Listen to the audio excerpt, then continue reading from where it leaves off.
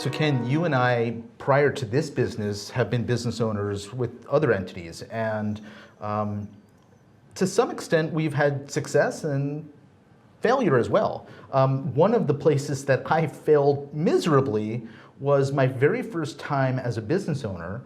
I bought into a franchise, and it was a fascinating franchise. It was just getting up off the ground. It was about 10 years too early for what it specialized in. It was a food delivery business. We would prepare meals all day long in the kitchen, and then we would deliver them hot and fresh that night to our customers. And when I bought into it, it had kind of developed in Southern California. It was very successful in affluent areas in and around San Diego. And the way that they had built their business was through coupon ads, Valpak and whatever, those money mailer, that sort of thing. And that was their entire approach to marketing and what was successful. And so I said, okay, I'll buy that. It looks good to me, right? All the numbers line up. And I bought in and I put it into practice here in Portland, Oregon, where we have a somewhat different demographic. We have a somewhat different weather pattern. We have different diet than in Southern California. And for some reason, I didn't understand any of that. I did the Valpaks, I did the money mailers, and I made very few sales. And I didn't realize that ultimately these guys didn't have a marketing process in place that was applicable to anything beyond their region. And so I was struggling to try to figure out, well, what the heck can I do? And I did what every business owner does. I had, sort of shiny object syndrome. Any salesperson who would come in and say, we have the solution you need, I would say, okay, well, let me try that.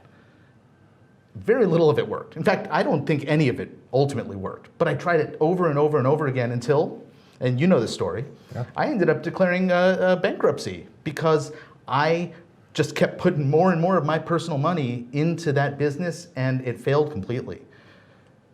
Now, I know your story didn't end up in bankruptcy, but you've had some challenges too. Yeah, well, when I first started my first business, which was Prepared Marketing, it was just me. And what I wanted to set out to do was, look, I'm gonna work with 5 clients. I'm gonna be their director of marketing, and that's all we're gonna do. And that kind of worked for a little while.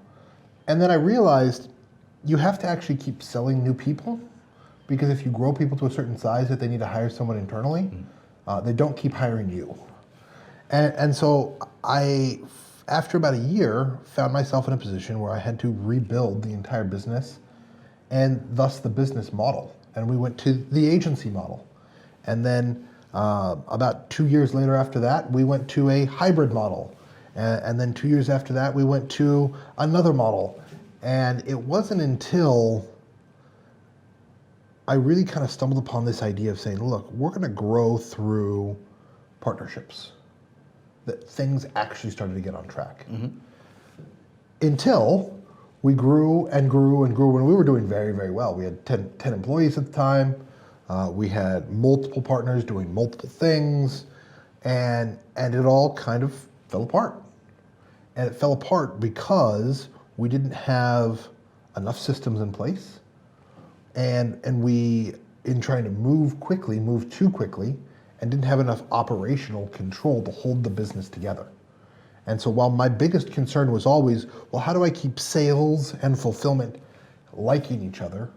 What I didn't realize was there has to be a level of accountability that goes back and forth, not just from sales keeping accountable to fulfillment, but from fulfillment keeping accountable to sales. And we dropped nearly $26,000 in recurring revenue, which was more than half of our revenue, in about a 2.5 month period. Little, maybe even faster than that, 6 weeks. Gone. Right? And it was because we overextended and overextended and overextended, right? We kept selling because we had a good thing to sell, but fulfillment could never keep up. But there wasn't clarity on that because there wasn't a true feedback loop for me as an owner. Yeah.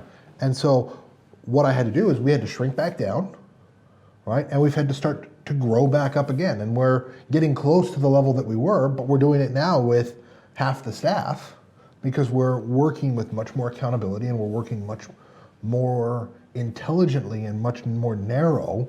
Instead of saying, look, we can do anything for anybody, we're saying, no, we're going to specialize and we're going to work with a specific group of people and we're going to be very, very good at what they need, as opposed to, well, I've got 10 people who can do anything you need, just let us know what you need.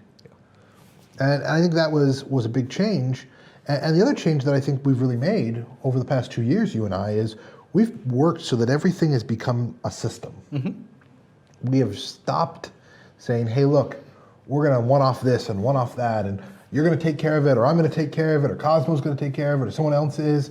It's, no, here's the system, and it's predictable each and every time, and there's areas of ownership without creating areas of silo.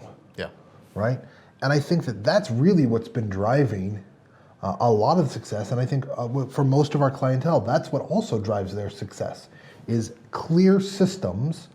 In the same way that they have a clear system around finance, same way they have a clear system around operations, they have a clear system around marketing now. And that's really what drives success, is clarity of systems in any area of the business breeds predictability and breeds profitability. I think there's this concept in entrepreneurship that you make enough mistakes, you learn from those mistakes. And I think understanding that systems need to be in place is something that you and I both learned the hard way, so that we can really truly believe it and live it and help our clients achieve it as well. Absolutely.